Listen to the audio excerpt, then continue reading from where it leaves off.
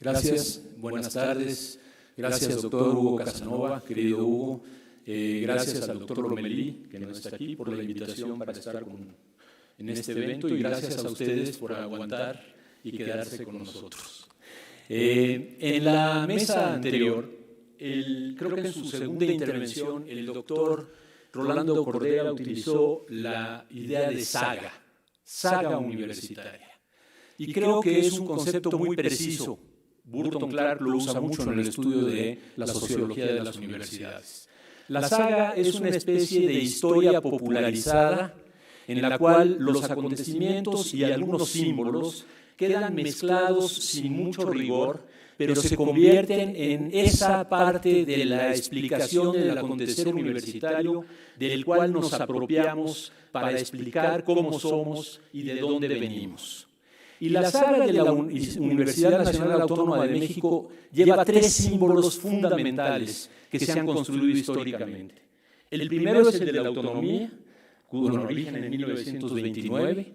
El segundo es el de la libertad de cátedra, de 1933. Y el tercero es el de la erradicación de la política con la Ley Orgánica de 1945. Eso es lo que dice la declaración de motivos de la ley del 45, separar completamente la política de lo técnico y dejar la política ubicada en la Junta de Gobierno, que hoy oímos en la mesa anterior, para muchos colegas se piensa autonomía casi igual a Junta de Gobierno. Y yo creo que hay una serie de temas ahí que nos llevan al análisis y que hacen casi imposible la definición del tema de la autonomía. Dos veces el Consejo Universitario se ha propuesto emitir definiciones, ha sido encargado por el rector de hacer definiciones sobre lo que es la autonomía universitaria. Creo son documentos que no pesan mucho, que prácticamente nadie conoce, uno en los 60, otro en los 70, y que no tienen gran significado, por una condición de la cual implícita o explícitamente se habló en la mesa anterior. Uno, que la autonomía no es un estado, una condición, es una relación que se establece entre la universidad como una institución del Estado, con otras instituciones del Estado y con la sociedad. Primer punto. Segundo, la autonomía es dinámica, cambia históricamente, aun cuando se ha fijado, que también es un producto histórico, en las leyes del 29, del 33, del 45 y luego el artículo tercero en 79-80, estas leyes reflejan condiciones históricas del momento, pero en el marco de ellas, de esta ley de autonomía que tiene 75 años, han venido cambiando un montonal de cosas y que podríamos decir y evaluar si hay más o menos autonomía. Los norteamericanos son mucho más simples en su análisis de la autonomía. Básicamente plantean que hay dos tipos. La autonomía sustantiva, que es la capacidad para definir contenidos, proyectos de investigación, orientaciones académicas, y la procedimental, que es todo lo que tiene que ver con lo administrativo, donde incluyen el nombramiento de autoridades. Sin embargo, los juristas, por ejemplo, nos llevan, y lo hemos visto aquí, un poco por la progresión de las leyes, cómo van tomando forma las leyes que se constituyen en los marcos normativos en los cuales se ejerce la autonomía. Yo creo que nosotros tenemos que entonces retomar la tercera característica, de la cual implícitamente se habló en la mesa anterior, pero que no quedó suficientemente explicitada, que es la naturaleza política de la autonomía. En esas condiciones históricas, en los contextos históricos determinados, la autonomía depende de la relación de fuerzas que existe entre la institución y sectores externos, entre sectores organizados dentro de las instituciones y fuera de ellos. Entonces, de alguna manera, Rolando apelaba al final a que hay que construir una correlación de fuerzas informándole a la sociedad lo que hace la universidad para tenerlos con nosotros a la hora de que pudiera venir una actitud negativa o que con una incidencia, digamos, de control sobre la institución educativa. Yo creo que este terceto de características, relacional, histórica y política, tiene que ser retomada todo el tiempo. Y que esa idea de saga mezclada, que está cambiando además, nos permite entender, por ejemplo, el evento de ayer, en donde 3 de los premios Hablaron sobre el hecho el valor de la Junta de Gobierno y la ley del 45 como los fundamentos de la autonomía. Y otros tres, que fueron Pablo González Casanova, la rectora de Veracruz, y el rector de la Universidad de la República en el Uruguay, cada vez que hablaron de autonomía hablaron de disputa, lucha y política. Una versión despolitizada de la historia universitaria y una que pone la política en el centro. Si la autonomía es una relación política, entonces nosotros no podemos retomar la noción de que la política tiene que ser erradicada de la universidad. Y por política no me refiero a hacer política legislativa, ni siquiera necesariamente sindical, ni partidaria, ni nada, pero sí entender que la universidad es un espacio con diferentes formas de pensar en las cuales hay que construir acuerdos, enormes consensos, y que cuanto mayores son los consensos, hay más capacidades de resistir embates externos o de promover desde la universidad cambios nacionales, que es también un acto de autonomía con compromiso social. Es una forma de entender a la autonomía y a la universidad, no como un actor pasivo frente a lo que cambia delante de nosotros, sino como un actor muy activo, y lo ha sido en algunos momentos de la historia nuestra Universidad Nacional. La autonomía en el mundo está, desde los años 80 del siglo pasado, ha sufrido una serie de limitaciones bastante serias, ¿no? Con la reducción de los presupuestos y los subsidios públicos, entraron las vigilancias externas, las evaluaciones desde fuera, etcétera. Y sin embargo, esos procesos van y vienen. En las universidades públicas norteamericanas, que además son federales de verdad y dependen de las legislaturas estatales, hay muchos procesos donde las universidades se quejan de que reciben menos dinero de la legislatura que las universidades privadas del mismo estado, y que sin embargo la legislatura a la universidad pública le pone más controles que a la privada, a la cual no le pone ninguno. La autonomía es un rejuego ahí y está mucho más asociada a la idea de libertad académica, parecida a nuestra noción de libertad de cátedra. En Europa hubo desde los años 80 un énfasis en la idea de un concepto en inglés llamado steering at a distance, usar los presupuestos para controlar a las instituciones y manejarlas desde fuera. Y sin embargo ha habido un proceso de reversa, y hoy la Asociación Europea de Universidades tiene un scorecard, tiene no sé cómo traducir esa palabra, pero tiene como una lista de chequeo de cómo van avanzando distintos aspectos de la autonomía año con año en todos los países de Europa. Y es muy interesante lo fundamental que se vuelve ir revisando cada una de las condiciones. En América Latina, en la reunión de la CRES del año pasado, prácticamente todas las universidades, y esto era antes de Bolsonaro y de una serie de fenómenos que han venido ocurriendo, se quejaban de las reducciones a la autonomía vía el subsidio y vía la instalación de mecanismos de supervisión y evaluación externos. Nosotros también los hemos sufrido. A algunos nos hemos adaptado, porque además no está mal adaptarse a los temas de transparencia y rendición de cuentas, y la universidad ha tomado iniciativa en esa dirección. En otros hemos visto, por ejemplo, cómo programas como el PNPC en el posgrado limitan de manera extrema la matrícula de estudiantes de doctorado que podemos tener en nuestra universidad. Tenemos una capacidad instalada que podríamos en un año duplicar el número de estudiantes de posgrado en el doctorado. Y sin embargo no lo hacemos por el riesgo de perder las becas dadas las condiciones que estableció CONACYT. Una forma de incidencia externa que está limitando decisiones internas como esa. Hay muchos ejemplos, pero no me quiero perder el tiempo. Está el PROMEP, el PNPC, que afectan el PROMEP a otras universidades, no a la nuestra. El 1 de julio de 2018 votaron 30 millones de gentes por el cambio. Quizás yo lo veo como quiero, porque como López Obrador no me entusiasma, pero sí voté por él. Quiero verlo como sentirme parte de 30 millones de personas que votamos por cambiar el país. No me gusta el camino que está tomando.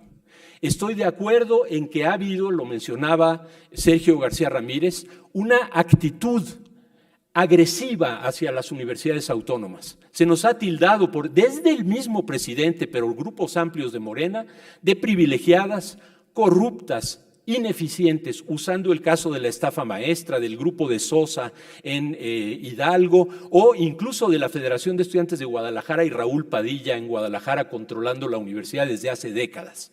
A estas cosas se ha referido el presidente de manera continua y lo generaliza al conjunto de universidades con una idea de que la autonomía es un elemento que ha sido negativo, sin decirlo de manera completamente explícita. Y creo que nosotros tenemos que ser muy cuidadosos de que nos movemos en un contexto de enorme incertidumbre y de poca simpatía, porque una vez que el país se ha dividido entre privilegiados y pobres, entre fifís y chairos, en esta versión dicotómica de México, y sí se coloca a las universidades como espacios fifís, pero además corrompidos, con condiciones inmerecidas, entonces nosotros estamos en una situación muy difícil de remontar. Y creo que tenemos que entonces que hacer política de la mejor calidad que podamos hacer, política hacia la ciudadanía y política interna. En esos 30 millones de votos hubo miles de universitarios públicos de todo el país.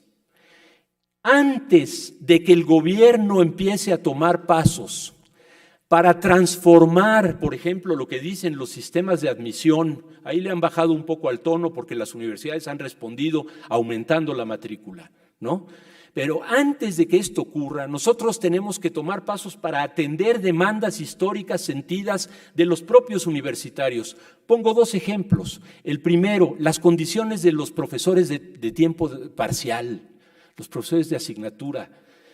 Muchísimos, la mayor carga académica, son el mayor número y viven en condiciones malas y que tenemos que atender. Pero también una vieja demanda de democratización. No estoy de acuerdo con Pedro Salazar. El discurso hasta Carpizo era que la universidad no tenía por qué ser democrática, era una institución meritocrática. Ahora nos han dado la vuelta y nos dicen, no hay nada más democrático que la UNAM, si hasta para limpiar los baños se forma un comité que decida cosas y nos cuentan 800 órganos colegiados o comités que toman decisiones. Hay decisiones fundamentales de la universidad, como las que toma la Junta de Gobierno, que siguen siendo opacas, que siguen siendo cerradas, que siguen produciendo además resultados que no son del todo halagadores en los cuerpos directivos de la universidad en una gran cantidad de ocasiones y en donde la Junta de Gobierno no rinde cuentas a nadie. Estoy de acuerdo con Sergio García Ramírez que no podemos cambiar la ley orgánica. Estamos en un momento peligroso. Lo que ocurrió en el Estado de México y en Baja California Sur fue 2 mayorías morenistas con algunos cuantos diputados universitarios diciendo, ahora sí, voto universal, secreto y directo. No, pero el maestro Villoro en los años 70 hizo una propuesta publicada en la colección, aquella pequeña, no me acuerdo cómo se llama, de Slinde, planteando todas las posibilidades de democratización que tenía la universidad sin tocar la ley orgánica. Por ejemplo, reglamentando la auscultación. La auscultación podría ser una votación con pesos del sector magisterial de tiempo completo, del sector magisterial de asignatura, de los profesores, de estudiantes de posgrado, de los estudiantes de licenciatura, de los de bachillerato. Por poner un ejemplo, podemos explorar muchas formas, podemos acercar las decisiones a las comunidades, decisiones que hoy llegan hasta el Consejo Universitario. Tenemos que adelantarnos, porque la peor condición en la que podríamos estar es tener que salir a defender la autonomía contra un proyecto o varios proyectos de reforma que vengan desde afuera. Estoy seguro que nos vamos a unificar a defender nuestra universidad y nuestra autonomía como está, pero a veces defendemos cosas que también decimos, como se dijo en la mesa anterior, con las que no estamos plenamente satisfechos. Y más vale que nosotros tomemos ese tema y aprovechemos el impulso de cambio que tiene la sociedad mexicana para, sin entrar al límite de la ley orgánica, producir cambios desde adentro que fortalezcan la participación democrática, el acceso a la información, la rendición de cuentas, la transparencia y la capacidad de que esta comunidad de 400,000 personas educadas podamos incidir de una manera más decisiva en el ejercicio pleno de nuestra autonomía, que es, en lo que estamos de acuerdo, la manera en la que se defiende esta forma de relación con el Estado mexicano. Muchas gracias.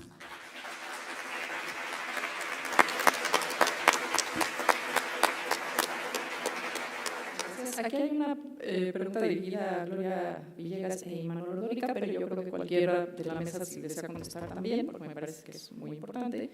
Dice, mirando las problemáticas del pasado, ¿cuál es el mayor peligro para la autonomía en el presente? A ver, yo creo que cualquier analogía histórica es complicada, porque ni la universidad es igual que como era al final de la Revolución Mexicana, ¿no? Ni la Revolución Mexicana es la Cuarta Transformación, pero en el discurso oficial empieza o se ha ido construyendo una imagen de la universidad similar a la que los gobiernos posrevolucionarios construyeron sobre la Universidad Nacional. Entonces, si entonces la autonomía se argumentaba un poco como para deshacerse de los universitarios y apostar por otros proyectos educativos, ahí sí ya hay una diferencia. Pero les llamaban los rotitos a los universitarios como parte de una clase social. Y creo que esa analogía histórica nos puede servir para pensarnos como universidad en el sentido de cómo decidimos nosotros ubicarnos en este contexto político actual, en lugar de la pasividad que quizás no tenía otra opción la universidad de 1918, 19, 20, para ocupar un papel sustancial en la sociedad mexicana postrevolucionaria. Tengo muchas preguntas que más o menos bordan sobre el mismo tema, que es la autonomía y la 4T.